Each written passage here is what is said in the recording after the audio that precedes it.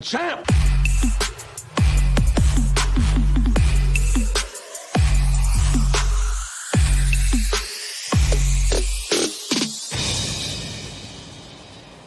This is the Money Line. We are live for UFC 270 with the full card breakdown. I'm joined by my man, Mike Finch. Mike, how you feeling today, bro? Feeling so good. Come on now. Anaheim's just down the street. We got the two best heavyweights in the world about to throw down in a cage down the street from me. I'm a happy man. Come on. Yeah, bro, absolutely. It's going to be a fantastic one. I cannot wait to get to the big fights on the main card, man. There's some really good ones. Like the top two, obviously, championships are on the line. We got some decent action throughout, some notable names on the prelims. Jack Della Maddalena making his debut. I'm excited for that one. You have any guy that like maybe you're looking at on the prelims that's jumping out at you? Yes, I do. And she's a woman. Her name is Lil Monster. I got to go see her train, 2 weeks ago now?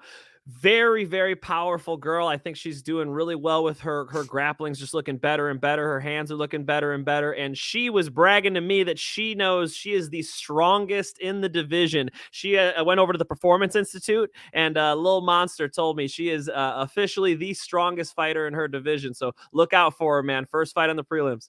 I'm excited, man. We're about to get into everything. For those watching, smash that like button, show us some love. If you're new, subscribe to the channel and turn those post notifications on too.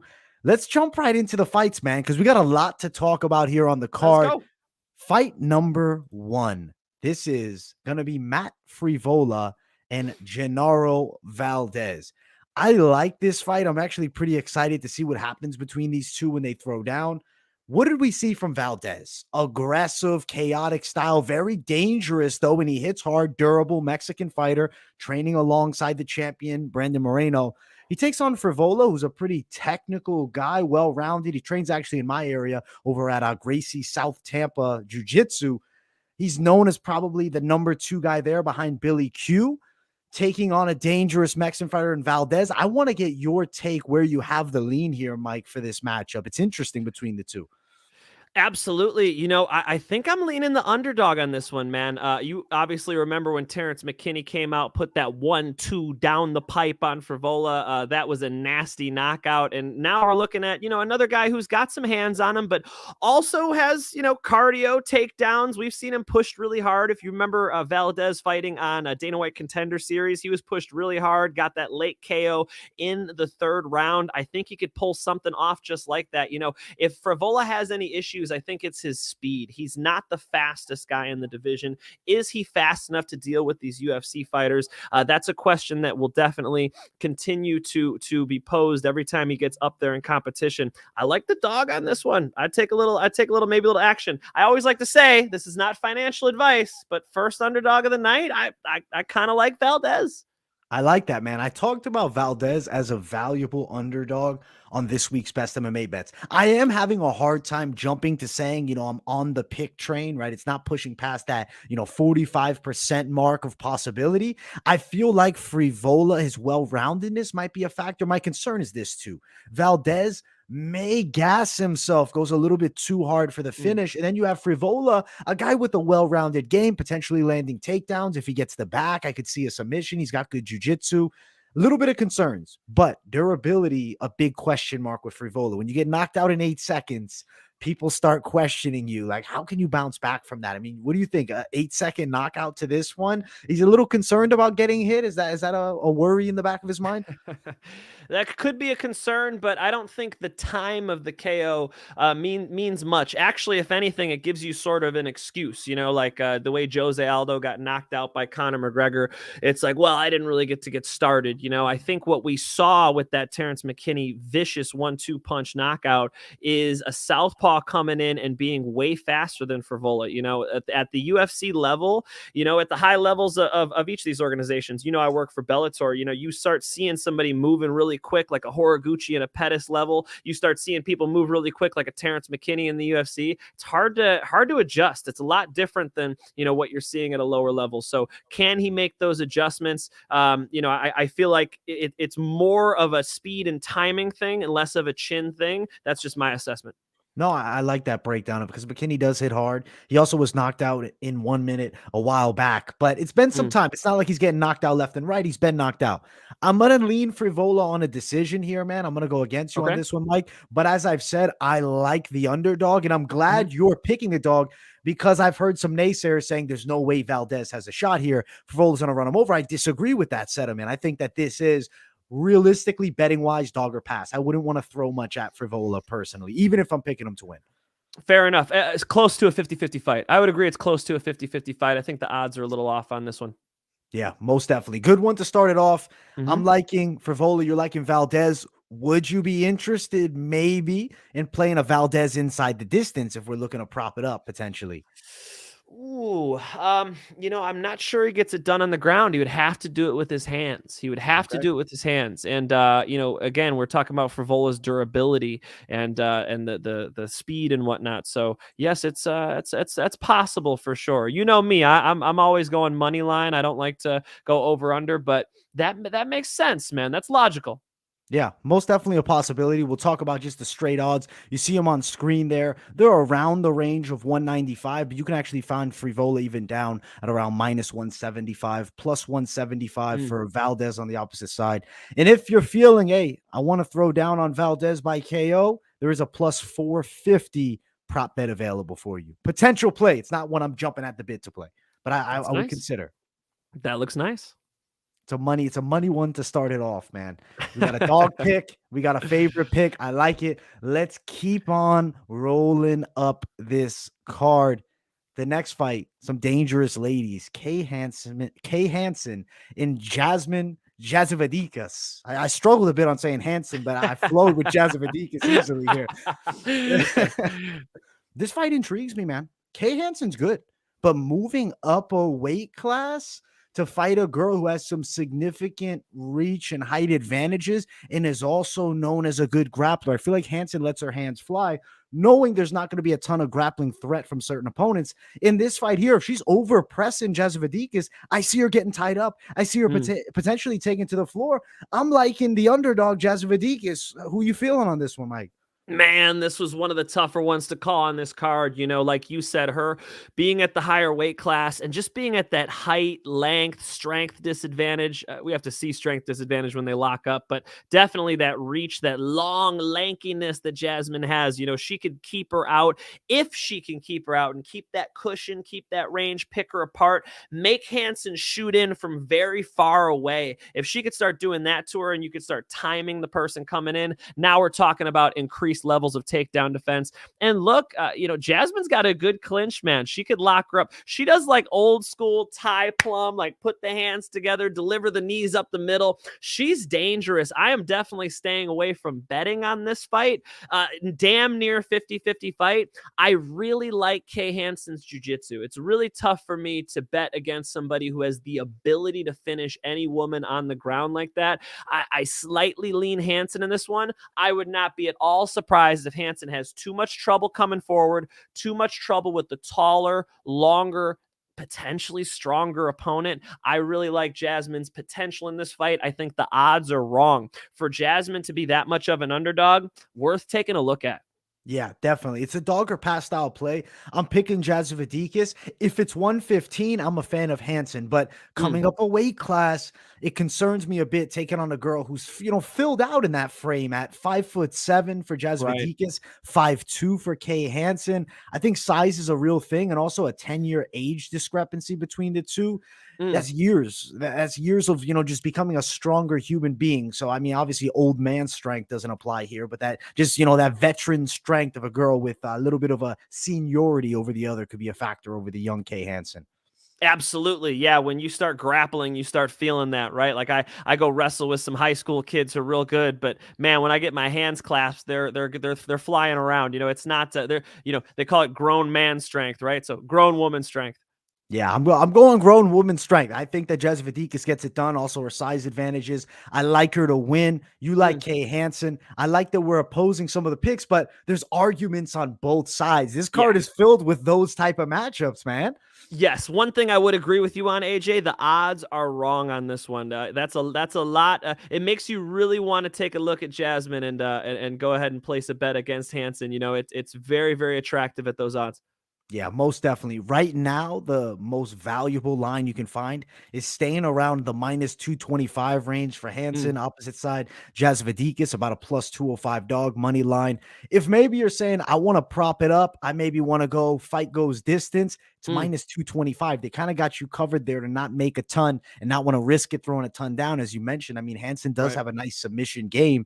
It's not impossible. Jasudavicius decision plus 325. Now you're playing roulette out there. I think you maybe getting a little too risky playing it on a Jasudavicius decision. There's better fights to bet on if you're especially propping it up. But I'll go Agreed. Jasudavicius.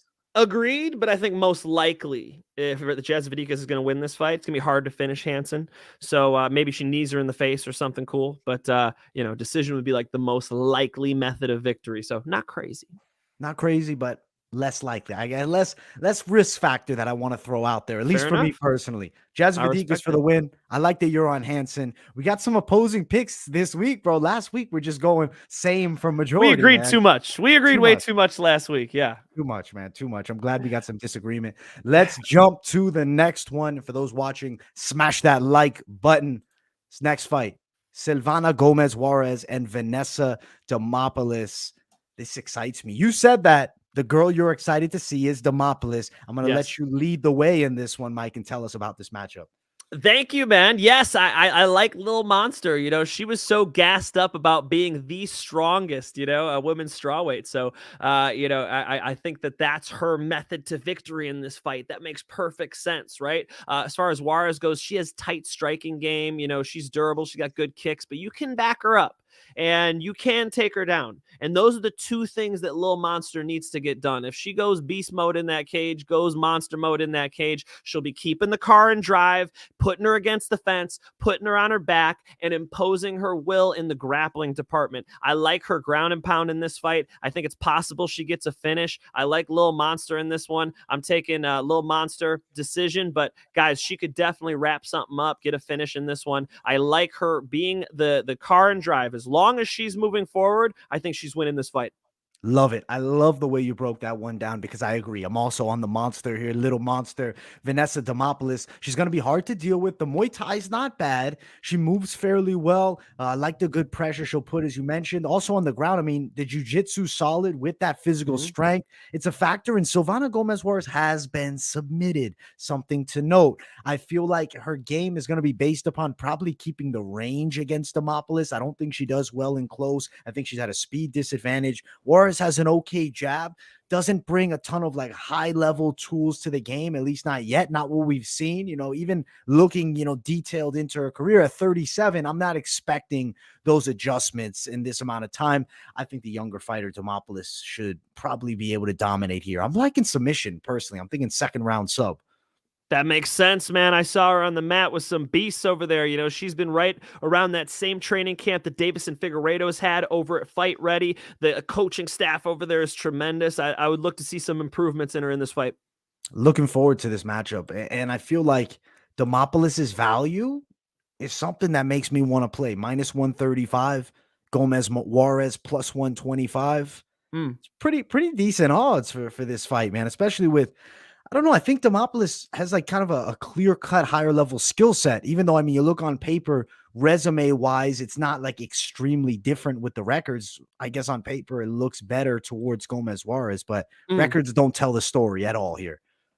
Agreed. Agreed. Yeah, what really is going to tell the story here is what direction this fight is going. If we see an aggressive little monster, she's going to do well. Yeah, I agree. Submission prop, something worth noting. It's sitting at about plus 600. It's a lot. That's high. Might be a dangerous play to stab. So that's my Hail Mary I'm liking right now. I like that Hail Mary. Yeah. That might not, that's just a nice post to the end zone. That's not even a Hail Mary. I like that. Yeah, I like it too, man. Looking forward to this one. Fun ladies fight, both of us on Demopoulos here. We got a little agreement coming, man. We're not just There's one. debating each one, man. There's one of them. Let's get to the next. It is Tony Gravely and Saimon Oliveira. I like Tony Gravely's ability to win this fight. Oliveira fights with a very don't want to say traditionalist Muay Thai style, but you can see the Muay Thai roots in there. What I kind of get concerned is lack of the head movement. Sometimes, really struggling, fighting, going backwards. Gravely's got good pressure, good wrestling background. He does bring power with his hands. If he lands a big overhand, it's going to stun you. I'm not necessarily super impressed with the boxing of Oliveira. I like his kicking game and his jiu-jitsu a lot. But I feel like in this matchup, Gravely can stifle him. And I think Gravely can go out there and win a decision as long as he's smart. Don't get overconfident on the floor and get yourself wrapped up into some type of submission. I think if he's shooting for double legs, single legs, whatever, the neck needs to be something of concern. You can't give it to Oliveira because Oliveira, I could see potentially strangling a careless Tony Gravely, who's just shooting for takedowns without that respect there. Assuming Gravely brings a respectable amount of confidence in his opponent's abilities, I think that he'll be able to perform at a high level and get a unanimous decision win. What about you on this one, Mike? Great point. Gravely cannot be careless in this fight. If he fights a fight behind his boxing, if he fights behind his wrestling, I think defensive wrestling more than anything, he'll do really well here. We saw Oliveira on Dana White Contender Series shooting in from a block away, and Daniel Cormier was calling him out. Daniel Cormier said he saw that shot coming from San Jose. So, if you're doing that against Gravely, you might be eating punches. You might not be getting the takedown. Gravely can wrestle, and he's just got more of a thump when he hits people. I like Gravely in this fight. I think as long as he controls where the fight takes place, I'm talking about wrestling at this point, he'll get the job done. I'll go decision. I like it. We're both on Gravely for decision. The value of the bet, you can see it at best value around -240 for Gravely. Simone Oliveira about +210. I'm just not feeling Oliveira as a dog. I don't think stylistically it's a great matchup. Gravely via decision +150. Not terrible, but if you go too prop crazy, you're burning money. So that's why we recommend the money line, hence the name of the show here. And also Right. something to note, Oliveira is, got a nice record, 18-3, making the UFC debut at 30. I don't know. I think there's too many holes to make that type of adjustment just since the Contender Series to now beat Tony Gravely. I got Gravely for the win. Agreed, brother. Agreed. As long as Gravely can stay off of his back, keep his neck out of danger, like you said, he'll do well. You were talking about Gravely doing takedowns, but I think he might have the striking advantage here. Just keep it on the feet, Chuck Liddell style, sprawl and brawl. That's what it's called, right? So sprawl and technical striking. How about that for Gravely? I like it. I want to see that. I think that's his best method. He's at a different level with the hands than Oliveira, man. Oliveira, I think, is going to be eating straight shots. Potential hooks will open up. Speed advantage Gravely. As long as he fights with an intelligent game plan, doesn't get too reckless and careless, he beats Oliveira. Yeah, you got to corner him, bro. That's good advice, bro. You got to corner him for this one. I like the careless line. Don't be careless. Don't be careless. And we might put some money on you. Listen, if he needs me, he knows where to find me, man. Hit me up on IG.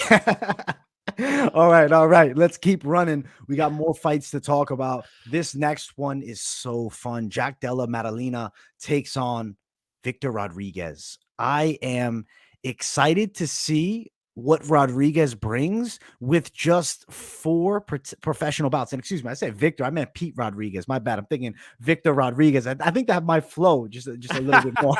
But Pete Rodriguez, he's a heavy hitter. He hits hard. He brings power with the striking. He's got all 4 wins by KO. He's got 2 of the wins like under 30 seconds. I don't necessarily think he has the technical tools striking to deal with Della Maddalena's boxing, because I was pretty impressed from what I saw. He rips the body decently, keeps his hands pretty close to his face, is able to move well. He's got that light-footed style. I like Maddalena to potentially walk through Rodriguez in a battle here. Thinking second round knockout from Maddalena. What about you, Mike? I like it, man. Maddalena's hands have definitely been impressive. I think this is a showcase fight for him 100%. If he lets combinations go, not single punches, but combinations go, he could find a KO in this one. If you guys are looking to, try to find a fight that's going to end in a finish, I think Maddalena is going to try to put on a nice, try to get a bonus for this one, right? So Maddalena finishing the fight with his hands makes a lot of sense. Yeah, I agree, man. I think he gets it done with the boxing. Rodriguez, I expect to come aggressively. He's Mm, taking the fight on short notice. that's I think right. he's coming out looking for the kill in the first round and a half. And I think he's going to find himself getting picked apart by Maddalena here. I think there's too much of a discrepancy in the experience, too. I don't like seeing a 4-0 fighter versus a proven 10-2 guy. You know, seeing the losses to me, it's like experience. As Francis Ngannou says, the losses is the experience. I feel like that's a Ah, factor, right? 4-0 versus 10-2. I'm going with Maddalena. And obviously the records don't necessarily matter as much, but experience is real. You've been in the cage this many times. You're winning at a high level, competing at a high level, earning the spot through the hardest route, which is the Contender Series. I guess besides the Ultimate Fighter, that would probably be like the hardest route to get to the UFC. I yeah. gotta go Maddalena for the win. Yeah, 100%, man.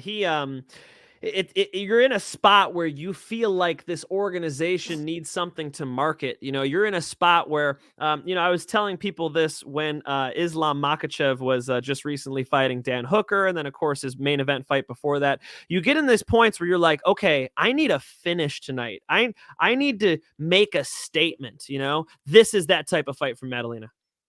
I agree, man. I think he's gonna go out there and put a stamp on it.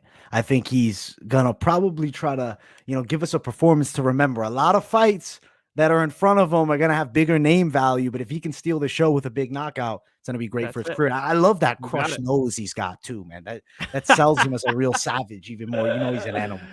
There you go. You know he's been in some back and forth wars. There's that experience Francis was talking about. Funny Francis talks about experience because I still think these guys are pretty green, but we'll get to that fight. We'll get to it. We'll get to it, man. I do want to just bring up the props that are available. If you like Maddalena to Yeah, win inside distance, that value's -138. Not worth it here. I actually got to change the website because Fight Odds is not bringing my knockout prop for this fight. So we'll have to jump to Best Fight Odds. So give me just a moment here. you're all good. No, look, that makes sense. If he lets his hands go like I think he will, he needs to just go hunting in this fight. Go out there, go hunting, and he'll find a way. You know, when you have an aggressive opponent, they're taking risks every time they're throwing shots at you. Every time somebody's hand leaves their face, they are taking a bigger risk because if they're in distance to strike you, you are in distance to respond to them. Look for some solid counter punching. Yeah, I agree. I think it's going to be on point for Maddalena with an aggressive Rodriguez too. I think that's exactly what you're saying is there's going to be openings. He's going to be overthrowing shots, throwing big power. He's in his UFC debut against a guy that more experienced. Mm, Maddalena for the win. And the knockout prop is -120. It's not bad. Doesn't give you, the great plus money that we're looking for, but at a right. -320 favorite, it makes sense why it's sitting at that range. Sure, sure. I don't love those odds, especially when we're talking. You also have to get the finish. You know, it sucks when you're watching one of these fights. He's got him rocked, and they don't quite get the finish. Like it's about what I expected, but I didn't get my money. You know, so be careful with those. Be careful. Be careful with the props, ladies and gentlemen. Let's keep on running up. Next fight, Michael Morales takes on Trevin Giles. There we This go. is a matchup that has me excited. Mike, how you feeling about this fight? Love it. Love the matchup. Tough fight to pick. You know, I like Morales. Okay, first off, undefeated, so confident, right? Good judo. We've seen him use some of that judo. You know, very strong when he gets his hands clasped. If he can get that grip around your waist, you might be going for a ride. And the kid, my wife always tells me, stop calling them kids. You know, I'm 29. I'm calling people kids, but the kid has some room to, get some more confidence on the feet. I actually like the way he throws punches because he's like loose, relaxed. He just needs to sit down on him a little more. You know, I think the potential is there for him. I'm always waiting for him to turn that corner, show me something, show me improvements, and this is a great opportunity for him to do so. If you guys remember, Ryan Spann threw Trevin Giles in LFA, I believe it was, and that's the type of thing you're going to potentially see from Morales when they lock up. You know, what will the takedowns look like, and then will Giles really be able to get the edge in striking? I don't think so. Morales decision. I like it. I like it, bro. I feel like Giles too. He's jumping a weight class. Or Mm, excuse me, he's dropping a weight class. The opposite. I don't necessarily love that for him. He's 29 to now be cutting more weight. I guess he's not the biggest guy at 185 pounds, but he was knocked out in his last fight, granted, against a dangerous puncher. I think dropping here, Michael Morales is going to have some speed advantages. I think in the clinch, there's going to be opportunities for trips, throws, etc. And I really think from range, the striking of Morales is dangerous. 79-inch reach on the kid. Trevin Giles is pretty good. I mean, he's light on his feet. He closes distance well. He sometimes adopts like a karate-esque style to his game. His takedown defense isn't bad either. But I think Michael Morales is a real prospect to watch. Unfortunate situation for Giles because he's not a bad fighter, but losing to a debuting guy is never, the greatest look, especially when contract negotiations come up. But I think that Michael Morales does get it done as well. I'm with you, man. Decision. Yeah, I think he's a prospect, just always waiting for this kid to turn some corners, man. If he could start just sitting down on those punches a little more, getting him a little more crispy, as AJ says, right? We need some crispy boxing. He's got the potential. Yeah, 100%. He's young. How old is this kid? He's 22, 22 years of age. You're fighting Trevin Giles. He's on a big stage. The future is bright. And 12-0 record to start. I mean, I don't necessarily know all of the opponents. We could look deep. We won't look all the way in. But if you look at the last 5, it's not like he's fighting guys with, terrible records. He's fighting guys that have experience. He's not fighting guys that are 0-10. It's not like he's just building a fraud. He's getting good experience at 22 and he's doing well. Absolutely. Yeah. 22 years old. Sky's the limit for the kid, All right. He's 22. I'm 29. Can I call him kid, AJ? Is that fair? You can call him kid. I call him kid. All right. Yeah. He's 8 years younger than you, right? 7 years younger than you. It's a lot. There it is.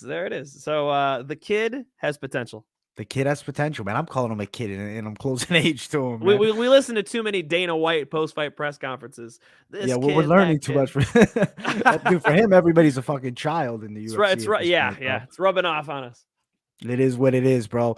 The odds -125 range for Morales. That's pretty good. Giles, he's a +115 dog. Neither of us are feeling him. Morales via decision, which is, likely outcome +215. I like to give you the prop that is the method of victory that we're picking, but I'm not necessarily telling you to, hey, go jump out and bet that Michael Morales decision, though I do see it here. Yeah, I'm thinking this one could go all the rounds. Listen, if the kid comes out throwing those hands, good takedown defense, might get on top, drop some elbows. He's going to be looking for a finish. No question about that. That's the, again, making statements. This is one of those fights where if he really is turning a corner, I would love to see that 3rd round finish, So don't overlook a potential finish. I would just go money line on this one.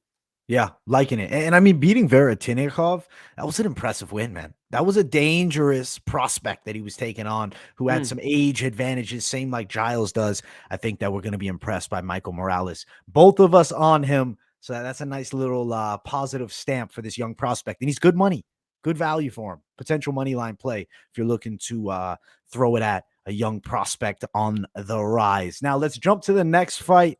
It is between Barcelos and Victor Henry Barcelos. I really like Barcelos a lot. They're kind of giving him, I don't want to say an FU, but this was a short notice replacement bout that got canceled twice. Barcelos has a win over Said Nurmagomedov, who's on the main card. And Barcelos is fighting a debuting guy in the UFC. It shows where the marketing train is going to be. The love is not on Barcelos' side here. But what does he bring? Quality skill set. He's well-rounded, dangerous Muay Thai, heavy low kicks. He does have power, very physically strong, good in the clinch. Victor Henry on the opposite side is things to like. This guy's experienced. He's got a good amount of fights. He's the same age as Barcelos. He has a pretty decent kickboxing game, and he's not a guy that's been finished in his whole career. Mike, do you think Barcelos can be the guy to take away that unfinishability, I guess we'd call it? He could be, but you're right. Never been finished. So it's tough to bet that, right? It's tough to bet on a finish when somebody hasn't been finished. We were saying that about Calvin Kattar last week. It's like, the guy has heart. Like Giga even said that before they fought. He's like, he's the guy who could take 500 punches and keep coming forward, So when you get those humans, you try not to doubt that. So I would go decision on this one. I am personally sticking with the decision, but this should be an absolute beat down for Barcelos. He should really be able to dominate everywhere where this fight goes. You know, if Nurmagomedov couldn't wrestle with him, I don't think that Henry's going to be able to wrestle with him. And on the feet, you know, just more explosive, better athlete, higher level competitor. I like Barcelos wherever this thing goes. Decision. Yeah, Barcelos, both of us team Barcelos here, win via decision, but he's like an unplayable line at this point. Like I'm not Right. throwing down The odds are $450. It's minus 450 right now. Is right. this the best value you're going to find? It's not. Yeah, worth that it. the odds makers agree with us. Unfortunately, we like to get them sleeping, but they figured this one out. Yeah, they're wide awake for this matchup, man. They've had plenty of time, bro. It's been rescheduled so many times too. Mm, mm. Barcelos' decision is plus 200, but like, do you really want to risk it when you know he has the better skill set and then he goes out there and destroys Henry in one round just because Henry is supposedly, you know, he's never been Who finished? knows? Who knows? Yeah. This one, enjoy the fight. The plays are kind of unacceptable on this one. Too expensive. Unless you're throwing a substantial amount of money down, you're probably not touching this fight. Agreed. And guys, when the odds are so crazy, don't throw a ton of money down on an MMA fight, man. It is, you know, there's a lot of ways to win and there's a lot of ways to lose an MMA fight. So I don't love that, you know, betting on these huge favorites. Not my style. Do not recommend. Look at Nunes. Right? Yeah, like didn't somebody lose 100K, you know, on Nunes or whatever? That guy, you know, it's like that guy. They found him dead. Actually, they found him dead. Stop! No, I don't know. Stop! He couldn't pay that guy. Jeez. That's crazy, man. Yeah, never lost be his that. Florida house. He lost his summer house, bro. Screwed Fuck. up. Don't bet on huge favorites. We saw Gabriel Gonzaga knock out Crow Cop. You know, we saw Holly Holm come in and light up Ronda Rousey. Like, you know, sometimes, you know, you could have a bad night. Sometimes, in the case of like Ronda and Holly, you know, you find something in a fighter where they're not proficient or they're deficient in a certain area, and you take them there. So, you know, maybe Barcelos is better at jabs, crosses, double legs, this, that, the other thing. But it just so happens that Henry's got a nasty rubber guard and throws up a go-go plata. It's like there are so many ways to win and lose a fight. Unlike, let's say, boxing, where I have a left hand and a right hand. You know, this is much more dynamic. Be careful. Be careful. Even betting boxing, you got to be even more careful because it's true. I've lost money betting boxing, getting too confident. It's like, oh, look at this ideal matchup. This guy's fighting this guy with this many losses and his style's a little wild. And then boom, left hook lands. So the fight game is wild. Don't bet on massive favorites and bet on the proven guys. If it was minus 175, I'd be nailing the hell out of this line. But at minus 475, let's chill. Agreed. Now we got to keep on running. We got more action to talk about on this card. It is Ilia Topuria and Charles Jourdain. This fight gets me so excited, and it's also our featured prelim. Topuria is a real prospect on the rise, somebody to keep an eye on. Supposed to fight Movsar Evloev here, and then Jourdain as a savage steps in. He had an impressive win over Andre Ewell just recently, like a month out from there. But now he fights the real prospect to watch, who I think works towards contendership with, you know, the right matchmaking, Ilia Topuria. Mike, where are you on this fight? Is Topuria really a dangerous prospect? Am I overrating him a bit, or is he that guy? Maybe we're underrating him a little bit. I mean, he is super well-rounded. Like, he's nasty on the ground. He's pretty damn good on the feet too. You know, I think this is, you know, I hate to say it, but like the mismatch of the night. You know, I really think Topuria, you know, I'm high on him. I feel like this guy has a lot to offer us. Very, very good athlete, quick, technical, everything you look for. You know, he's able to finish people. So Topuria should be able to control this fight and maybe submission, maybe gets a little submission, maybe softens him up, catches it late. I like Topuria all day. Liking it, bro. I'm with you. I'm on Topuria too. I like the possibility of submission. If Jourdain gets crazy, Topuria has the power to put him away. Topuria's boxing's pretty dangerous, man. He's better so and explosive, and he's high level on the mat. The way he destroyed Ryan Hall, it was like there was no threat from Hall unless Topuria chose to play that game. And he said, no, we're not playing this today. Beats his face off, destroys him in the first round. Topuria is real. I think he runs through Jourdain. I'm liking submission, but Topuria is another one where the money line is not where the money will really be made unless you are throwing serious money at it. Minus 550 at best value. You find it even upwards of like minus 715, depending where you're at. Do you play Topuria wins via submission? It's at plus 125. You're getting plus money for that. Yeah, but he could also just get to mount and drop 10 elbows on the dude's forehead, you know? So it's tough, man. It's tough to predict these finishes. The most likely way he finishes this fight is by roughing him up, getting him a little tired, getting to a dominant position, and getting a submission. That is the most likely way this fight ends to me. Even maybe more likely than a decision. So that does make some sense, you know, just it's tough to figure out what Topuria wants to do. Does Topuria want the KO? That might be what he gets, you know. And I don't mean to underrate Jourdain at all, you know, but Jourdain did even have problems with some strikers before. I've seen people drop Jourdain and whatnot. So is he going to be able to outstrike Topuria? I think he's going to get butchered in this fight. I think he gets ran over, man. I think Topuria is going to make a statement. Unfortunately, Charles Jourdain has to be the sacrificial lamb to an up-and-coming contender. I love Topuria. I got him for the win. Inside the distance, minus 155, but you're throwing a lot at it for that. If you want to play the submission prop, if you're feeling that's what's going to happen, both of us picking submission, you're getting plus 125 value. Inside the distance, it doesn't appeal to me that much at minus 155, but I expect him to get it done, beating Charles Jourdain inside distance. I like that we're agreeing on this prospect for the featured prelim of the night. He's a real prospect, man. Yeah, definitely. Even mentally, like, you know, the guy's got everything you're looking for when you're looking for that up and coming next guy. Watch out for Topuria. Watch out for Topuria. And now we are jumping to the main card.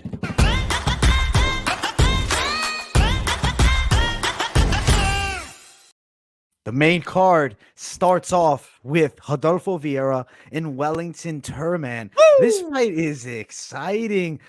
Vieira looked better on the feet against Stultzfas. He definitely has improved his stand-up game on the floor. You have elite level jiu-jitsu, though Anthony Fluffy Hernandez survives, gasses him out, and submits Vieira. I think Vieira learned a serious lesson from that fight and improved the gas tank, but also limited his output to an extent, just going and not respecting these MMA guys. These MMA guys know how to grapple too. And even though Vieira was dominating positions, it's hard to submit a guy like Fluffy Hernandez. He now fights Wellington Turman, who I think is a difficult stylistic matchup because he also is known for his jiu-jitsu base, solid takedown defense in the UFC. I don't believe he's been taken down. On the feet, he's been knocked out a couple of times. Vieira doesn't necessarily bring that KO power. You look at his stand-up, he's training, I believe, with like a karate head coach, interestingly enough. So you see a little bit of that traditionalist style in his striking game. Turman is not the most high-level striker out there, but I feel like it's one of those fights where styles make it. And I really have a feeling that Turman's going to surprise us and get a unanimous decision win, beating Rodolfo Vieira. Mike, am I crazy on this prediction? Crazy? I don't know about crazy, but I like Vieira. I think that Vieira is the stronger of the two, and that Turman has used his strength, used his athleticism when he clinches up with people, when he's grappling with people. If he doesn't have that advantage in this fight, I don't see how he's going to deal with the offensive grappling of Vieira. Like, if Vieira gets on top of him, that's a big problem, you know, quite literally. Vieira is very strong on top, a good submission game. Despite what you said, of course, we've seen him face adversity, but you know, I think he gets it done in this one. If he can get to the top position, he could find a rear naked choke. He could get to a decision, you know, and he's the type of guy where, you know, if he's on top of you, if he gets that half guard position, you are going to spend a lot of energy getting up. We've seen him have some, you know, a little bit of cardio issues too. So, you know, it's not impossible that Turman gets him tired, able to let his hands go a little bit and look good in this one too. Competitive fight for sure. You know, definitely not a lock of the night type of fight. I'm going to go Vieira. I'm going to go with a late rear naked choke. Okay, so you are going for the submission here. The question is, would you play Rodolfo Vieira? Is he a guy you'd want to throw money? Okay, so you're not feeling that. I like dog here. I'm on the dog's side, so it's good to hear that you're not saying Vieira is your lock of the night, man, because then I'd be like, damn, something's going on here. It's a good fight. I'm excited, man. I think that, I don't know, I'm just expecting Turman to just be a tricky stylistic matchup. Maybe Vieira gassing. I think the stand-up game, I think Turman has a little bit of a speed edge. That's something I do feel striking. I think he's a little bit quicker, more time with the stand-up. Vieira's a jiu-jitsu master. That's what he does. If Vieira gets on top, I will agree that is trouble for Turman. But I just have a feeling he's surviving, man. I have a strange feeling about this one. So I'm going dog. You're going favorite. If you like the bet on this matchup, the updated odds sitting around minus 200 for Rodolfo Vieira, and then Turman would be plus 200. Neither of us really feeling throwing down for the favorite here. Maybe I'm thinking a little sprinkle on the dog. Am I really going like crazy? I'm like, do I want to play Turman to win via decision? It's plus 500. I don't know, man. I don't know. I think that gets me into some trouble. So we'll see what happens on fight night. I might be changing my mind, but be cautious on that bet. Speaking of fight night, we will be doing the fight companion. So you guys could come on in, listen to us break down the fights. And you were talking about throwing down. Shout out to Tajik Bey for the $5 donation. Much love, guys. We love doing this for you guys. We appreciate the love back. Yo, shout out to Thank you. Tajiki Bey. Tajiki Bey is a great man. He does some great work with his picks, man. He's won some competitions and stuff. He's very popular on Twitter. So shout out to Tajiki Bey for supporting the channel. Much love. He's an OG. I've seen him in here, from the early days, man. So much love to him, man. Appreciate that donation. This is good. This is good. The money is right. The money's moving. I'm excited from the positive love and the donation. We're running it nicely, man. The show is feeling smooth. And I gotta say, the Moneyline fight companion, that's gonna be a good time. Normally I'm on here alone for 6 hours, so it's going to be nice to have you join me. We'll see how often we do it, at least for the pay-per-view. I'm glad to have you, Mike. Oh, 100%. We'll have a lot of fun. Maybe I'll mix a little drink. We'll get a little loose, right? Dude, you can do whatever you want, man. You can do whatever makes you comfortable. I'm going to be having a great time. We're here for 5 hours enjoying the fights together. We'll make sure to get our stream linked up as well, so we're not having Mike announcing Francis Ngannou, whatever happens, and then I'm fucking sitting there, no, I didn't see it yet, or vice versa. Right. No, we'll have a lot of fun with it, man. I have actually yet to do like a true fight companion like that. So, how I always got people into MMA is I'm like, come on over to my house for the pay-per-view. Let me tell you why every fight is important and get you into it. So, it's what I love doing, man. I love getting crazy and watching fist fights. What could be more fun on a Saturday, guys? Come hang out with us. We hope to see you. Yeah, most definitely. Come join your boys doing the full card fight companion from start to finish, Mike. We're doing the whole thing. It's going to be a great long show. You get to see us for like 5-6 hours.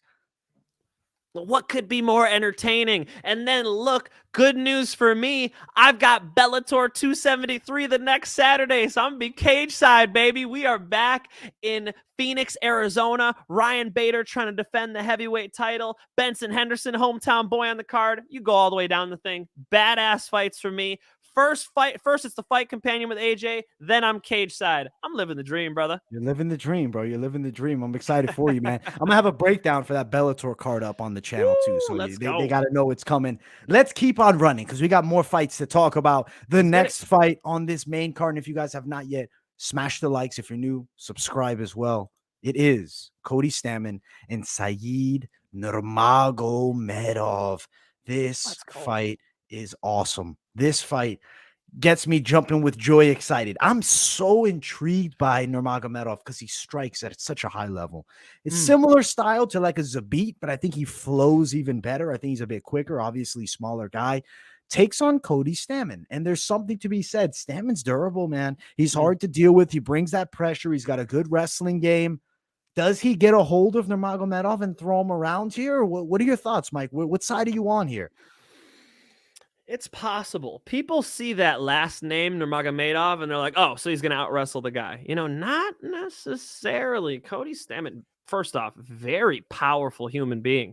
One of my great friends, Motaz Oscar, the three Oscar brothers, right? They're all professional fighters. They're all BMFs. The oldest brother, Oscar, actually was lined up to fight Cody. It was his UFC debut. He was coming in on short notice. So I studied Cody really hard. I wanted to help them any way I could, right? And I knew it was a tough test for him. Now it's really interesting to see this matchup with Nurmagomedov. I think Said Nurmagomedov is the better striker in the fight, and the reason why he'll be effective on the feet is actually more so a distance thing. Nurmagomedov actually fights a little bit further away than you would see like a general like boxer like Khabib. You know, Said Nurmagomedov can do a spinning back kick from much further distance, and if he keeps that type of distance on Cody this whole fight, I like him in this one. You know, if the more they wrestle, I think the more it's more so in Cody's wheelhouse. Like that would be a good thing for Cody, because Cody, you know, as you guys know, a talented wrestler, very physically strong, likes to get in those positions and win them. And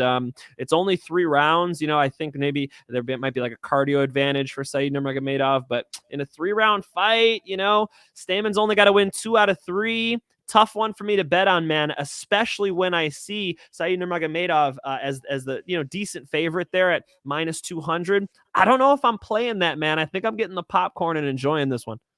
So you're giving me a lean. It seems like you're very torn on this matchup. You're Yes. acknowledging Stammen's a scrapper. It's going to be a difficult stylistic matchup. Yes, But the question I is, would go Nurmagomedov, and I would Okay, say it's a close decision. That's what I would see, and then I look at the odds, and it's not appetizing. yeah, the odds definitely have Nurmagomedov as a big dog. Like, I mean, he just lost 2 fights ago to Barcelos. Barcelos is on the prelims, and he's in this main card slot. It's a big opportunity against Cody Stammen. I think Nurmagomedov should be fine. I think he should be able to defend the takedowns, fight well from range, work the kicks. His spinning attacks, I think, limit them a bit. When you're dealing with a good wrestler like this and Cody Stammen, you spin, you turn your back, he gets a hold of you. Now you've given your back up. That's a problem. I think Nurmagomedov will be smart about his striking. He'll use the range. I think he defends takedowns well. I think he goes on to win a decision. I'm kind of with you. I'm thinking it's fairly close, maybe 29-28, but I'm liking Nurmagomedov for the win. At minus 200 range, am I feeling a play? To be honest, we'll see live, because I may consider it minus 185, best value. I like Nurmagomedov a lot, man. I'm high on him, but obviously some nerves with Stammen. I guess I'm also confident too, Mike, in the size differential of the two. So I feel like that will really allow Nurmagomedov to let the strikes go from range, keep the distance from Stammen as he tries to shoot inside. That makes a lot of sense, man. I think the distance game is going to make the wrestling totally change in the fight, right? Because if they're in the pocket, if they're much closer, you could see much easier entries for Cody Stammen. Because of that distance game, that's why I'm going to lean Nurmagomedov. It's actually the striking, not the wrestling. Now, time and time again, we see American wrestlers have trouble with these Russians, you know, and I'm Mr. Pro USA. I love my country. I love backing my US fighters, but gotta call it like it is, man. When I interviewed Henry Cejudo, I asked him straight up, like, these guys are considered the best wrestlers in the war in MMA. Are they, you know? And he had trouble giving me an example of why they wouldn't be, you know? So I think, you know, their style matches up really well for MMA, the Dagestani style of wrestling. And I like him in this fight. I think he has the tools to slow Stammen down, keep Stammen off of him. If he ends up on bottom, pop right back up to the feet, maybe get on top of himself. I think this, definitely it's going to be a lot worse for Stammen being on his back. You know, if Stammen's on his back and Nurmagomedov's on top of him, now Nurmagomedov comfortable on the feet and comfortable in the wrestling, gasses him out. There's a lot of reasons why Nurmagomedov wins this fight. With that being said, Stammen's a live dog, as you say, you know, so I'm going to kind of stay away from this one and enjoy. I like it. I like it. The value of, if you're propping it up, plus 115 doesn't make me want to go jump at it plate. Maybe you play Nurmagomedov straight. We'll see what happens when the fight goes. Maybe we do it live. I like him, man. I do. I like a lot about him, man. I'm so high on him as a prospect. I'm getting excited just talking about this fight. I love the striking, dude. I hope he doesn't go out there and just gets controlled by Stammen for 3 rounds, because I'll just be disappointed for the potential of this guy. I'm on this chat today, so I'm jumping in. You guys are better than UFC commentators. Thank you, Robert. I appreciate that. Do you think it will go over 2 rounds? Yes, that makes a lot of sense, because these guys are not going to be easy to finish both ways, right? It's going to be very hard to KO Cody. Cody's going to have a lot of trouble getting a finish over Nurmagomedov. More than likely, this thing goes all 3. Yeah, I'm agreeing with that. Let's keep running. We got some good agreement there in a fun fight. The next one is our featured bout of the night. Michel Pereira versus Andre Fiallo. Gotta love it. The fight on short notice. Absolute savage. This guy's on a 4-fight knockout streak. This is a big opportunity for Fiallo to jump right in against not a ranked guy at 170, but a guy on the verge of the rankings. Big name. Mike, you're a Bellator guy. You work with Bellator. Fiallo's a former Bellator fighter. What are your thoughts? What do you think? Can he go out there and beat Piera? He can. Yeah, he's capable of it. He has power in his hands, man. Have you seen some of his KOs? When he hits people, they feel it, man. He definitely throws his hips into stuff. He's one of those dudes with big, strong legs, big, strong core. Bang! He's got that thump when he hits people. Like everybody used to tell me, "Oh, Dustin Poirier's got so much power." Bullshit. But he has good thump though. When he hits somebody, your face is gonna be busted up, right? That's kind of how Fiallo, I see him hit people with that type of thump. It's a little bit different from these quick one punch KO guys. I don't think he has. Here's the biggest discrepancy I see in this fight. If you ask me, what's the biggest difference between Piera and Fiallo? I think it's athletics. I think Piera is like doing backflips on people's faces. He is like that next level athlete. So like speed and just that overall whip he can get into his shots. It's a lot different from Fiallo. Fiallo is like hands up, chin tucked, trying to kind of work his way into the pocket. And Pierre, is much more like the kick hits you from an angle you didn't see. And, the punch flies in and you weren't prepared for it, so I got to stick with my athlete. I got to stick with our UFC hype job here. I'm going to go with Pierre. I think, I think he could get a finish in this fight. It's totally possible. I think they'll have a nice little war. I think he'll hurt him, but Fiallo is definitely dangerous. So, with him feeling a little bit of that power, maybe Pierre will be a little more conservative and get that 3-round victory, get that decision. Yeah, I think it goes distance, but not touching the props here. Minus 270 is about the value you're getting for Pereira. And then on the opposite side, Fiallo, a plus 240 dog. I like Piera's methods to win. I think it's going to be really towards like mixing it up with the striking, avoiding the big shot attacks of Fiallo, and not letting Fiallo bully him, because I do expect good pressure from Fiallo. He's not bad on the floor either. Both guys have competent ground games. Pereira, also to note, he's underrated on the floor. I think people sleep on him. He is a Brazilian Jiu-Jitsu black belt. Like, he's good on the ground. Fiallo here will make it tough, but I still think Pereira goes out and wins a decision in like a competitive striking matchup where he's just doing like a little bit more. He does some crazy attacks. I like Michel. He's good, but I really feel like, I don't know, man. Something is like stopping him, at least in my mind, from getting into that contendership level. Like, I don't know if I see him breaking the mold past. I don't know if you see that either. It's just like, it's like that extra shit is fun as hell to watch, but at the highest level, I don't think it's effective. I think basics are beautiful. And if you do things a little bit outside the box, that's cool, but I don't need you doing front flips, back flips, Superman punches off the cage against guys that are, top of the line. Fuck that. I want to see him doing backflips, front flips. I want him spinning. I want to see his crazy stuff, because that's what's different about him, AJ. True. The reason why he gets so much more talk, the reason why he's so much more interesting to watch, is that, when you're sitting down with you, hey, this guy did a backflip on somebody's face. Look at this. Look at the highlight. You see this highlight? That's really good for him. I think all these things sort of play into the mental aspects of fighting, the financial aspects of fighting. He's got to stand out, AJ. I think the more he is unorthodox, the more he's going to give a very orthodox fighter like Fiallo problems. And that's his strong suit. And I hope we see him sort of come into just higher level technique, man. I think one of the things that he's been lacking is just solid fundamentals. And, he's athletic. He's got good cardio. He's so explosive. He could freaking probably jump on top of a semi truck. But when it comes down to very simple things, just sticking a jab on time, I hope we get some of those fundamentals behind all of the crazy stuff. And then you're going to start to see other things open up, So once Michel rounds out his game, he's going to be dangerous to deal with. Like you said, dangerous on the ground. Now that, he's getting more experience, watch out for him to be more and more dangerous on the feet. I like him in this fight. I think he takes it. I think he wins at least 2 out of 3 rounds. You know what? I will say something to that I honestly forget about looking at Pereira. He's 28. Yeah.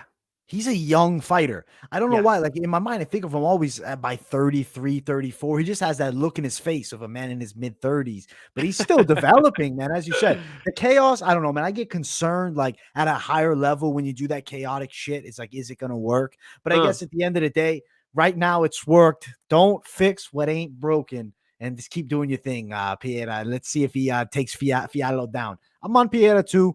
I think Fiallo's tough, but I guess you said it right? He's almost like too orthodox. He's got good basics, but almost too basic. Piera's going to be able to know exactly what he's throwing at him. He's seen that style before. He wins a unanimous decision. Predictable versus unpredictable. It's a good way to break this fight down.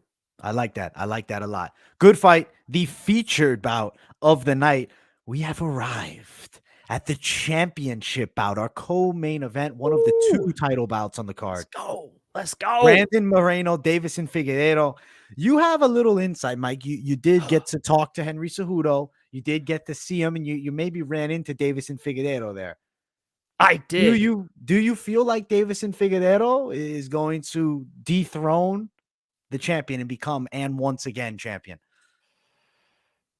Yes. And I got to sit and watch him spar, and I got to see into something that they're planning in this fight. And all I will let go today, because it's all that would be reasonable for me to say, is they're going to try something different, And if they approach this fight differently, like I saw him doing in the sparring, I think it makes perfect sense. Literally, I watched that 5-round sparring and I saw him implementing, something that I don't normally see from him. And so I actually went back and looked at Brandon Moreno's fights, and I'm like, is this going to be a problem for him?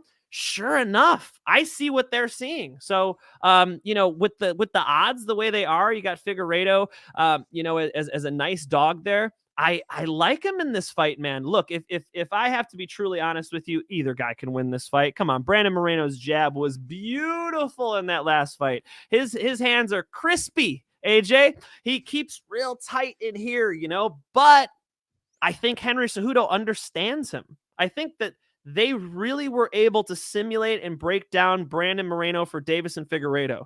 So for the people out there who say, we've already seen this fight, I would like to challenge you and say that you are underestimating the level of coaching that's over there at Fight Ready, And when I talked to Henry Cejudo, I was complimenting his ability to teach, and I was actually giving him an example. I actually took Henry's seminar when he came to King's MMA. I've never had better instruction in my life. So seriously, I've trained with, a lot of coaches, been a sort of a gypsy of gyms. I've never had instruction that high level, man. Henry is very to the point. You can see it in his Instagram videos. For the takedown, his cadence, his ability to describe things in a small economy of words, very technical step-by-step process, just like they do in wrestling, bringing that to mixed martial arts. Man, I like what Figueiredo did by making that move. He trusted in Captain Eric, Captain Americas. He trusted in Henry Cejudo, Triple C. He trusted in Fight Ready. I think they got him Fight Ready. I think we're going to see a different Deiveson Figueiredo. I can pretty much guarantee you we're going to see a different Deiveson Figueiredo game plan. And so I can't wait to talk about it. I can't wait to. How about this, guys? Tune in while we're watching the fights, and I'll be spilling all the beans while we're watching the fight. But I have to make sure, out of respect, that I don't say anything about the sparring. All I can say is he looked really good, really lean. Looked like he was in nasty shape. Looks like the weight cut won't be a problem. That seemed to be a big problem for him before. If those things are true, if what I just said is true, this is like at best 50-50 fight, man. This is a big problem for a kid who generally trains out of his garage, does not have world class, as far as sparring partners go, in Brandon Moreno, a young kid who, despite doing so damn well in those 2 fights with Deiveson Figueiredo, is beatable. And if what I say is true here, I think that Henry Cejudo and the team over there at Fight Ready has found a way to beat him. Deiveson Figueiredo gets it done. Wow, Mike. Wow. With the insider information, I guess I can't argue with that. I don't know that type of stuff. I wasn't there. But I'll tell you this, man. I'm concerned about Deiveson Figueiredo. You can do it all in training. You can get better, adjust the game plan. Age will catch every man. And Deiveson Figueiredo is not a young fighter anymore in this flyweight division. I feel like the speed advantage will still be there for Moreno. Figueiredo nearly 35. I guess he's 34. I don't want to say nearly 35. He's got some ways to go. He's 34 years old. Moreno 28, entering his prime. Figueiredo exiting his prime. I really believe when the cage door closes, Moreno is going to have his way again with a high pace. I think Figueiredo has moments, and I think he does better than the second fight. But I'm not confident enough to say he does as good as the first fight. I don't think that he's able to go the full distance. I feel like Figueiredo will start to fatigue late, slowly be broken down by Moreno. I'm thinking Moreno submits him in the fourth round. Now, you have the different side of it. You saw him training. You saw this animal in his presence. I guess I don't have that side. I unfortunately am just going off what I can find and what we've seen of him, as of late. You've seen him more recently. So I do take your word a lot into consideration, though I've been confident on Moreno all week. And I still am going to ride with my man Moreno, but you've definitely opened my eyes a bit to a possibility of Deiveson Figueiredo 2.0 out there training over at Fight Ready and seeing him do well in the cage. There's an old saying, you can't teach an old dog new tricks, right? I hesitate to call him an old dog or say that he's at the end of his prime in the middle of his 30s. These athletes can definitely hit their prime at 36, 37, 38. I mean, look at that light heavyweight division.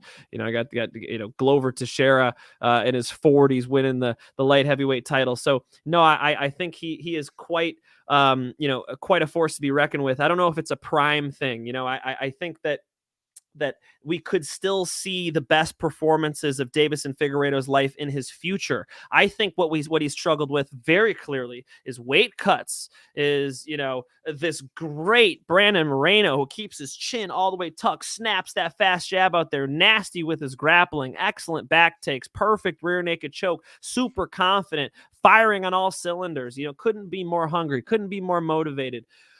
Brandon Moreno, there's a lot to like, and I totally understand people who are picking Brandon Moreno. And maybe, a piece of honesty here, I was picking Brandon Moreno before I got to be a fly on the wall to see Deiveson Figueiredo's last sparring. But I was literally there with Captain Eric pretending to be Bruce Buffer with the fur jacket on. They had speakers set up with booze coming out real loud, really preparing Deiveson for that whole experience. I like him in this fight. I just love the fight in general. It should be badass. It would not shock me to see Brandon Moreno win. You guys are not crazy for betting on Brandon Moreno. I totally see what you're seeing.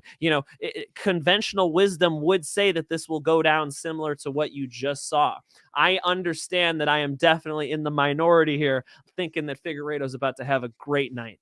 I like it, Mike. I'm glad you picked the potential and new champion, Figueiredo, getting it once again. I'm on the Moreno side. He's on the Figueiredo side. The betting side of things, value-wise, you're getting some nice plus money. If you are feeling Deiveson Figueiredo, about plus 160. Moreno, best value sitting around minus 170. He swelled up a little bit more. I mean, you could even find him upwards of like minus 200 on some sites. I'm going to jump on this. Moreno wins by submission, potential plus 300, maybe a play. Mike, would you go Figueiredo wins via decision, or do you think he potentially gets the finish here? He potentially gets the finish here. It's a 5-round fight, and Moreno's not the type to sit back and play patty cake. Moreno goes in there and wants to get down. So I think these guys are going to fight. All I can tell you is this will be worth the pay-per-view. You guys are going to see two champions clashing, and this is going to be one to remember. Mexico versus Brazil at its finest, high-level MMA, the first Mexican-born champion in the UFC. So great moments, historic fight.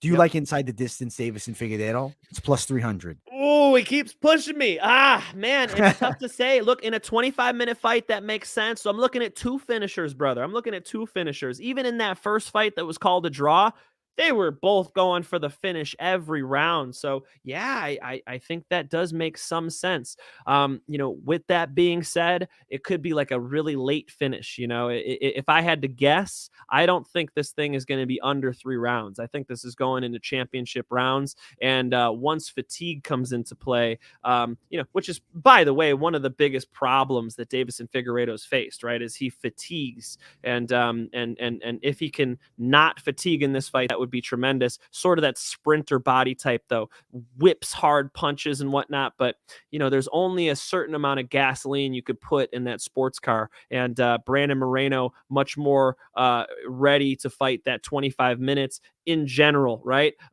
With all the info I've got, though, I'm going to say late finish for Davison Figueiredo. Maybe it's round 4, maybe it's round 5. But guys, I like to bring in perspective so you guys can make the decision. Don't ever bet because I told you to. Bet because you understand it, because you heard what I said, you researched it, and you understand it. So, never be like, Mike's got inside information, we're betting the house. I would be so sad for you, bro. Please don't do that. Even if you win, that's not smart, bro. Don't do that. Don't do that. Make sure you guys do your own research. Be confident in this one. If you're confident in Brandon Moreno, I'm not trying to get in the way of that. I'm just saying it's not the same fight it was. Totally new camp, and I promise you there's a new approach involved when we're talking about Figueiredo getting this rematch for the belt. I like it, man. I like the way that you've broken it down. You're giving me a side that I haven't seen because you got the inside, my man. You got the inside. Hardly. One sparring, one day of sparring. Listen, that's still something, man. And Mike always is covering himself nicely, man. He lets you know, listen, this is not the financial advice. This is just some recommendations. Don't go out and want Mike's head when Figueiredo ends up getting submitted in the 4th round. That's all I'm saying.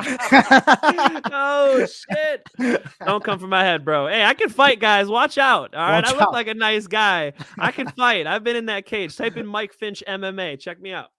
Listen, and not the 0-10 Mike Finch. That ain't not him. that guy. No, not that guy. Not that guy. It's not me. I'm from Chicago, not Texas. I don't know who this dude is. Damn it! He took my name. Damn it! Man. This is why you don't name your kid Mike. There's just too many freaking Mikes. There's a lot of Mikes. Mikes. You know what I mean? It's a cool name, bro. Mike Finch flows nicely, bro. It's a good name, bro. Brother. Thank you. Let's I appreciate that. We got more action, bro. Let's keep running, man. Let's get to the main event. Woo! Francis Ngannou, Ciryl Gane. For those watching, if you have not yet, do us a favor, smash the likes. If you're new to the channel, subscribe, turn the post notifications on. If this is the first time you've watched the Moneyline, it's every Thursday, 10 p.m. Eastern time, 7 p.m. Pacific. Me and Mike go through the entire card for the UFC, whatever that weekend is. So great action here. We're talking UFC 270. It's the main event. I have to lead this one off for this main event, man. Francis Ngannou, Ciryl Gane. Let's first talk about Ciryl Gane. He's a specimen. I've never seen a heavyweight move like him. He's extremely light on his feet. He uses front kicks at an extremely high level to control range. His jab, he peppers it. He keeps the distance so well with that jab. That double peppering jab is beautiful to me. It's extremely high level. He's also on his toes most of the time. He's in great condition, has proven he can go 5 rounds controlling the pace in fights that we've seen from him go his way. Has he lost 1 round? Maybe against Volkov, we'll say he lost a round. Francis Ngannou on the opposite side has taken some losses. He took 2 of them, the Derek Lewis terrible fight, and then, against Stipe Miocic the first time, of course. He then comes back and, goes on an absolute tear, kills some former champions, finds his way up to the top again, and goes out there and beats Stipe Miocic via knockout in the 2nd round. He was touched in that fight, and that's something we got to talk about. Stipe Miocic was still able to hit him. I expect Gane to also be able to land on Ngannou. The thing is, can Gane be near perfect for 5 rounds? Does he have the ability to put away Francis Ngannou? If he does, I'll tell you this, it would probably be towards 3, 4, or 5 when Ngannou starts fatiguing. Body kicks start adding up. A tired Ngannou is really a great opportunity for Gane. Potentially Gane getting some type of top position, maybe tripping Ngannou, getting him to the ground. I mean, yes, Ngannou's takedown defense improved a lot, and it looked great against Stipe. That's one fight that's against Stipe Miocic. Even though Stipe's the heavyweight GOAT, let's be honest, he's kind of a small guy. As far as these new breed heavyweight freak size guys like Gane and Ngannou, these are super heavyweights of what the old era was. I guess outside of like a Tim Sylvia, but these guys are bringing muscle too.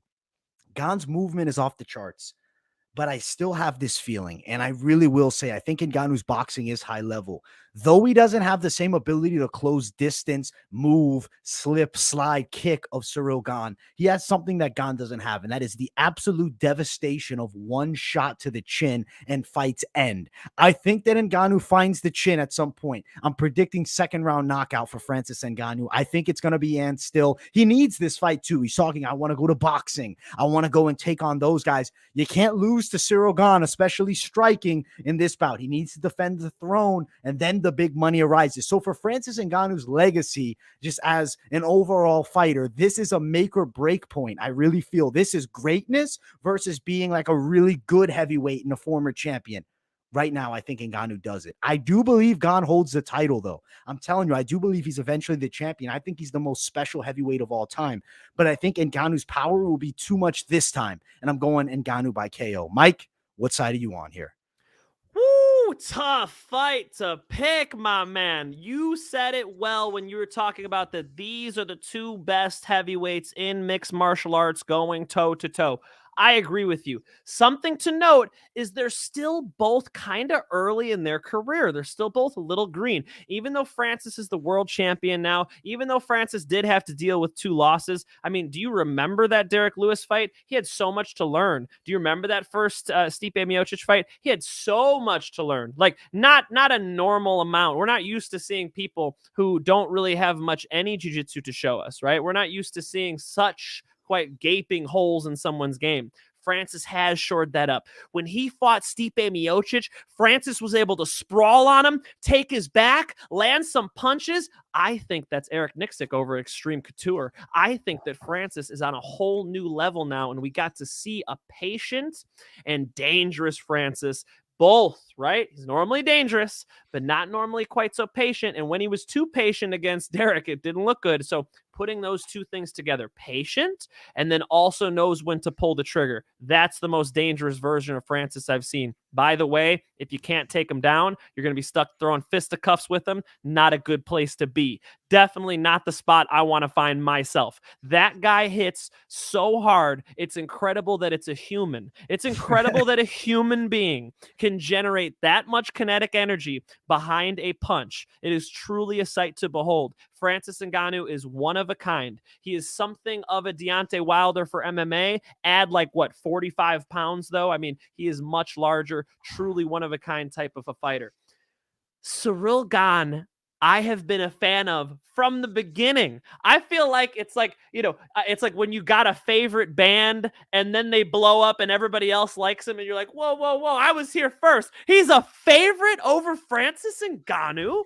That is just mind-blowing to me. I mean, I remember people picking Junior Dos Santos to beat Cyril Gane. And I would tell people, look, check him out. This guy is going to be champion. Look at the way he's able to control distance, come in there and land, and then exit back out. He moves different than other heavyweights. He has a different timing, different rhythm, and he doesn't like to take a ton of risks, which is awesome to see in the heavyweight division where we constantly see people taking big risks and paying big prices for those, right? So that is a good recipe to approach Francis Ngannou with. Somebody who controls distance management very well and likes to kick. I mean, let's be honest here.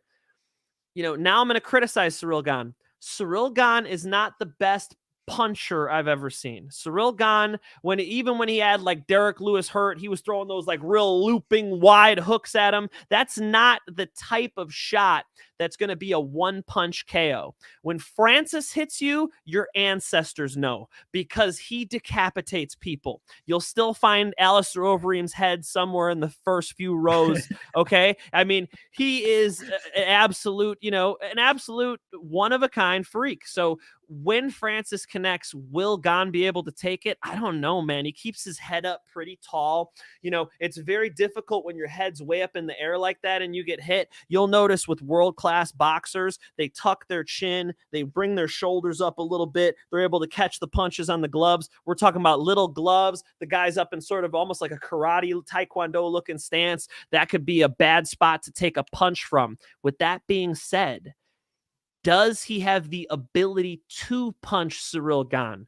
That's where Cyril controls everything. Cyril Gane is going to be the toughest test for Francis because Francis is going to have so much trouble getting to him. Now let's flip that on its head. Can Cyril Gane get to Francis Ngannou with his legs? Absolutely. Cyril Gane likes to throw a lot of kicks. He likes to attack the lead leg. I have been saying since I've seen Francis fight, people need to attack his lead leg. Why?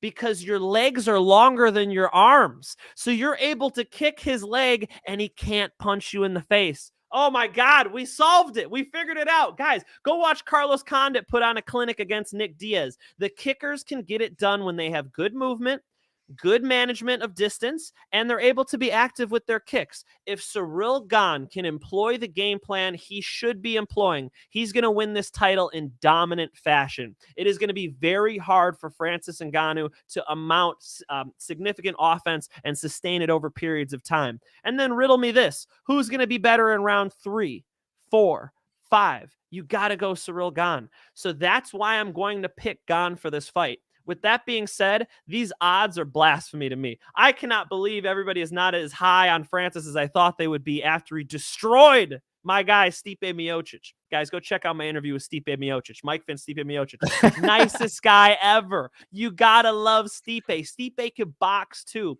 I'll even say this. Stipe's hands are better than Gane's. They are. His footwork isn't, but his hands are. So the ability for Gane to stay hopping around, play a taekwondo game, just stomp on that knee. Channel your inner John Jones, Ciryl. Just stomp on that freaking knee. Kick that calf. Get that little inside leg kick going. Keep peppering him. Stick that body a little bit. I want to see a nice spinning back kick to the body of Francis. If he's able to have the output in the game plan that I think he's prepared to execute, he's going to dominate this fight. Ciryl Gane dominates and perhaps puts Ngannou away late. But guys, I think his best method to victory is avoid getting into a fight. Get in that cage and just avoid getting into a fight with Francis for 5 rounds. I think he'll walk out with that belt. Flip it on its head for Francis. He's got to knock him out, you know? And you never want to hear that when you come into a fight. It's either you're going to lose or win by knockout. It's like, that's never the right mindset to have. I think that's got to be his mindset heading into this one. So much love for his coach, Eric Nixick. So much love for Francis Ngannou. So much respect for that power. Does he have the ability to knock Ciryl out? Absolutely. He can knock out anybody. But will he do it? I think he's going to get his leg kicked all night and have a tough night. I'm going to go Ciryl Gane by decision. Wow. We have a Ciryl Gane believer. Listen, I'm not disappointed with that. It's it's difficult for me because, like, as a fight fan, take out the analyst side of me. I love Ciryl Gane and Francis Ngannou, right? So it's like truly when they're putting, like, I've always been a big fan of heavyweight fights, bro. I guess it's just, I was bred with my dad being a huge fan of heavyweight boxing, the legendary fighters there. So the same thing transitioned for me in MMA. I always follow heavyweight because this is the baddest men on the planet. The winner of this fight can kick essentially everyone's ass that exists on this entire earth, right? Francis Ngannou has the power. If he lands the shot, it ends. If Gane can stay away and work his technique, 100% it's possible. I just wonder, can you go long 5 rounds with avoiding Ngannou? Is it easy to avoid him? I would say no. Does Gane have the tools to do it? It's definitely possible. Yes. I don't know, man. I'm on Ngannou. I'm feeling the knockout. I think he will connect. As you said, like, there's possibilities. The one thing with Gane, the chin up high, let's say he makes a mistake, boom, big overhand comes. I think that's fight. I will expect this, and I'm going to predict it now. Gane will be a world champion, but I just don't know if it's going to be Saturday. Personally, I think Ngannou is just a menace to him.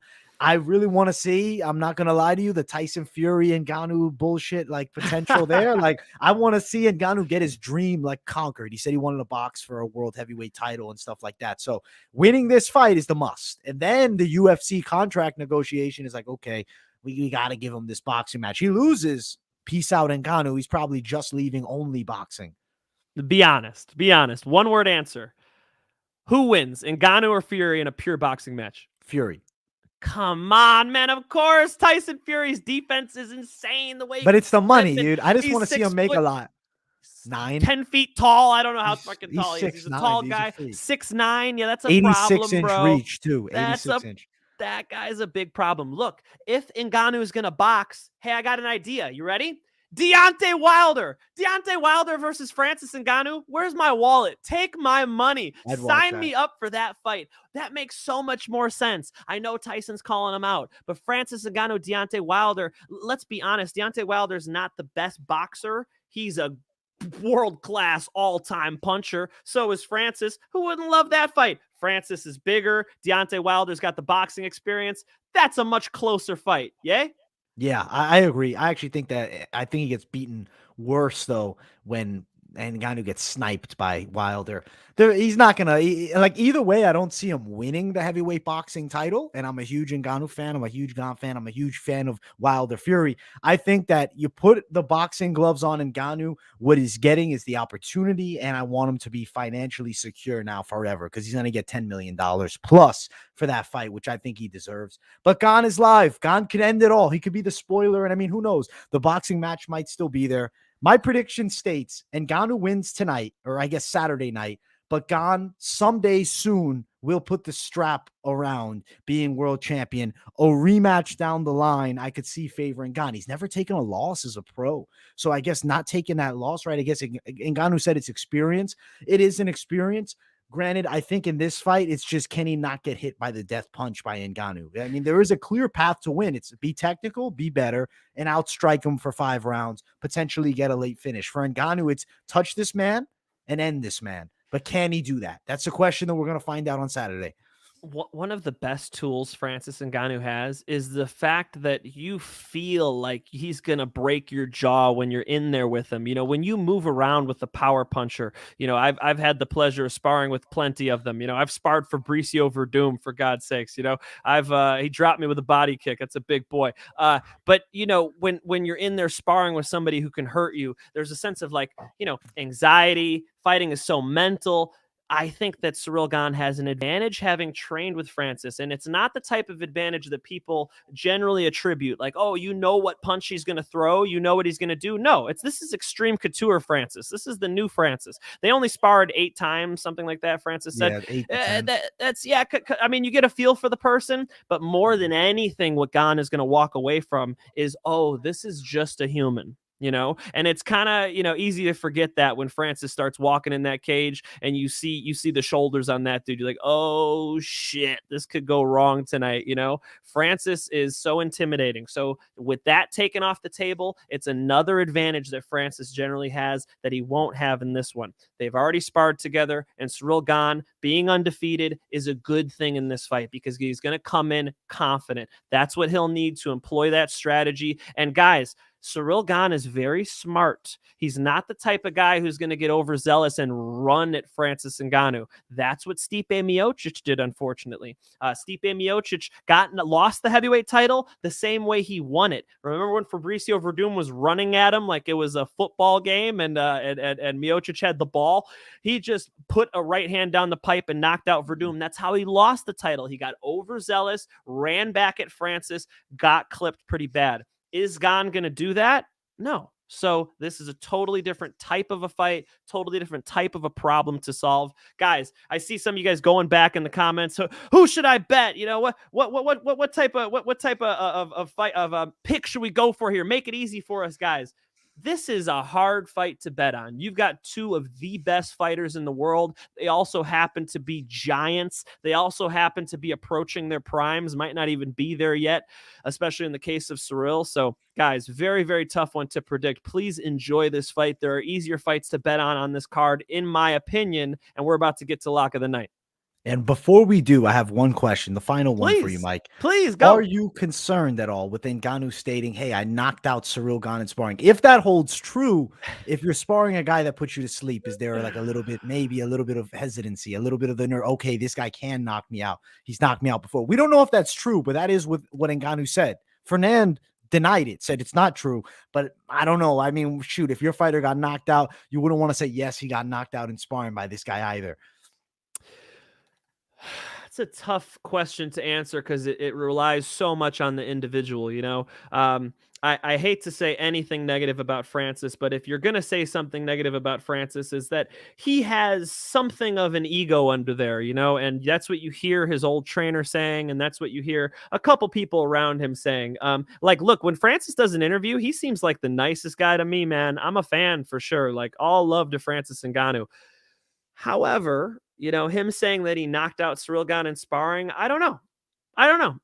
You know, generally in sparring, you wear shin guards.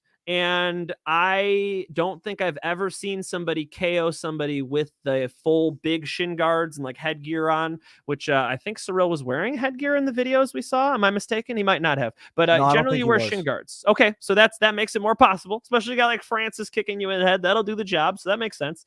Would it affect the fight? It all affects the fight, AJ. I don't put too much on that. I guess that's the best way to describe that is I don't put too much on a KO that happened in sparring quite a while ago, because Cyril Gane's gotten that big fight with Derek Lewis, who's also a power puncher. Like, that would be more valuable in my eyes. Like, he just got out there with a guy who's got power here and power here, and that's what Cyril Gane had to beat. He knew he was better everywhere else, but he had to look out for 2 knuckle sandwiches. He passed with flying colors. Guess what? It's a very similar test. There's a lot of similarities between Derek Lewis and Francis Ngannou. And I'm going to jump against you on one part of that. I Go will ahead. say I think Please. Ngannou is better at closing distance, and I think Ngannou also having the range advantage slightly. I also personally, like, my one thing with Ngannou that I know people have said, oh, him and Derek Lewis like similar level. I think Ngannou is a better conditioned athlete and also has a higher fight IQ. That's just something I wanted to give out there. Like, comparative to Derek Lewis, I think Ngannou does it better, but I get it. Both knockout artists, both one touch. I think Ngannou reads things better. Like, I think you put Stipe Miocic, Derek Lewis, similar situation. Stipe catches him. I think that he doesn't read, okay, sit down on your base, throw the left hook. I think Derek Lewis is lugging a powerful overhand. That's just one thing. That's my personal take. One of the toughest things about being Francis is energy management. He really has to be smart about his energy management, and I think it's gotten much better. Again, I want to credit Extreme Couture. Coach Eric was able to go ahead and win Coach of the Year. Congratulations to him. That's freaking awesome, and he deserved it. But if the energy management is right for Francis, his cardio is better. Just saying that his cardio is flat out like, I don't think Francis has great cardio. That's going to be an Achilles heel for him. If he's thinking he's going to finish Gane and doesn't get the finish, what is he going to look like? We saw one of the best strikers in the world, Giga Chikadze, gas pretty hard last Saturday. Francis Ngannou was like 100 and something pounds heavier, so that's just a lot of muscle. The heart's got to pump oxygen to that muscle, and that type of style, you really have to watch your energy management. So while I agree with you that Francis does have better cardio than Derek Lewis, he has to really be mindful of the energy management. Does he have better cardio than Cyril Gane? I don't think so, man. No, and that's I'll what agree, really matters. 100%. Yeah, 100%. What really matters is who's going to be more tired in this fight. And though Cyril Gane, I think, will have a higher output, I still think it's Francis who has to be careful, because every strike Francis throws is like full energy bar, right? Every single time, you play the UFC game, right? That little health bar goes down, the energy bar goes down. Francis throws 2 big punches, boom, boom. That energy bar is going down hard. If Cyril Gane knees him in the stomach, elbows him in the face, kicks his knee backwards, Francis misses a couple times, it could accumulate bad for Francis pretty quick. The more this fight plays out, the more versions of this fight that play out in my head, the more and more I see it as Francis has to win by KO. Cyril Gane wins every other version. That's what I'm seeing here. Guys, Francis could definitely KO anybody on planet Earth, especially in a mixed martial arts fight with those little gloves. So a tough fight to call, a lovely fight to watch. I cannot wait to host with you guys. So please check out the Fight Companion. You guys are going to love us freaking out during that fight. Even if it's a staring contest, I'll be freaking out, because if Cyril Gane can manage the distance on Francis, that's going to be extremely impressive, because the consequences of not managing the distance properly are fatal. Yeah, agreed. Overall, great fight, great dual breakdown here, both sides of the coin. I love it. We have to get to the next segment, the Moneyline Lock of the Night. Let's go. The Moneyline Lock of the Night. I feel like I have to jump at mine quickly first here. Get Mikey. it, brother. It's on Get my it. mind. I want to jump on it.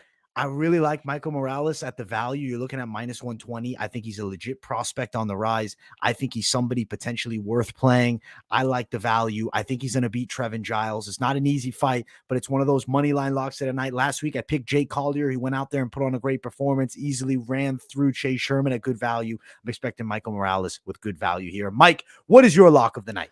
Oh shit, here we go. Look, I would love Topuria. The odds are just not there for you guys. You know, I think Topuria is outstanding. He's definitely, I called that the mismatch of the night, so that would be the safest money. That's But against the guys, you're rules, not though. gonna That's against the make, rules. you're not gonna against the rules. Go That's on.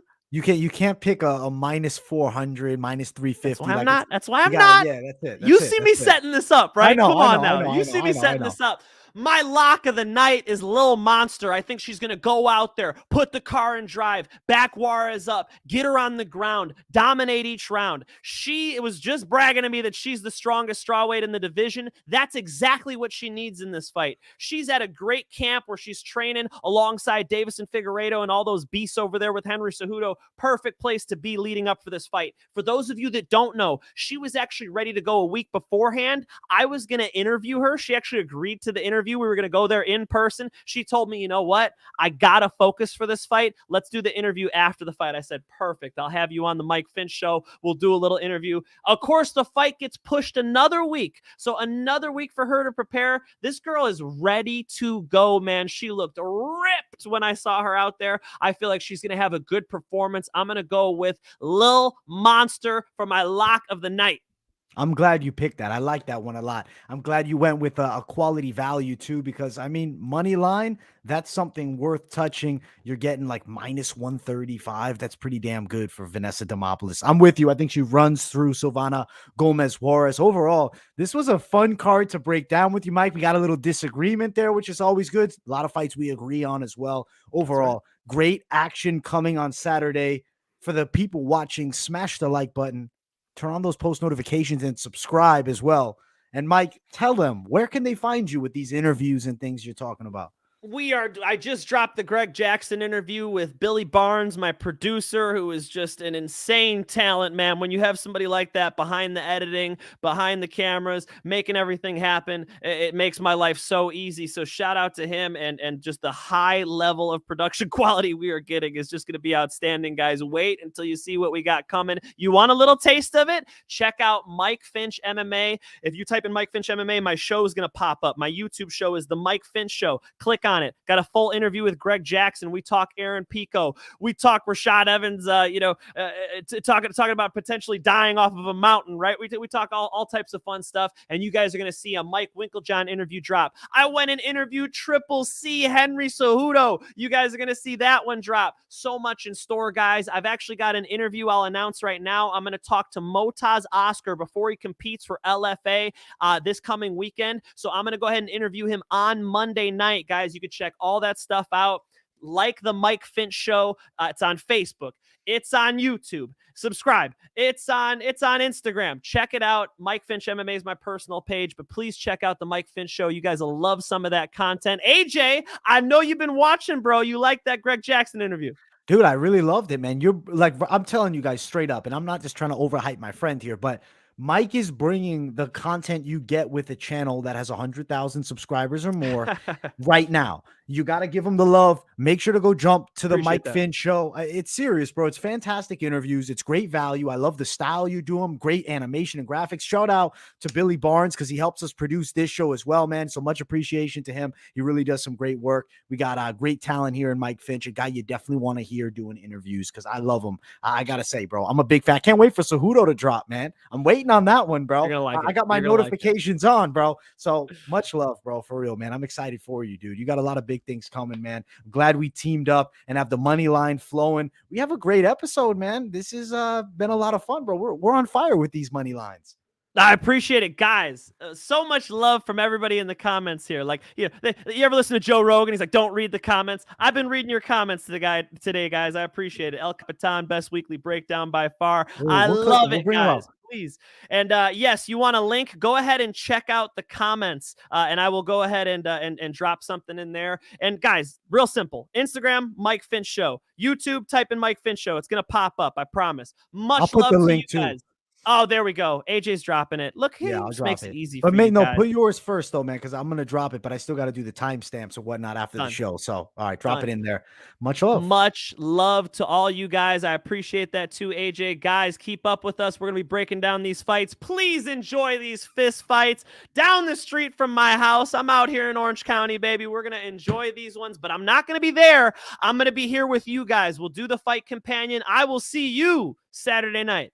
Saturday night, me and Mike Finch are taking over the Fight Companion game. Make sure to tune in. Everybody watch. Smash the likes here. Subscribe if you're new. Turn the post notifications on so you don't miss that Fight Companion. I still got a lot of content I'm dropping. I have this week's Best MMA Bets I did last night, so check that out if you haven't seen it already. I got the weigh-in recap show dropping tomorrow where I'll look through each and every fight on the card, see how the fighters look on the scales, see if any of my takes potentially change from here to then. And then Saturday, me and Mike Finch taking over the Fight Companion game. Much love to everybody watching. Thank you all so much, and we will see you all in the next one. Peace, guys.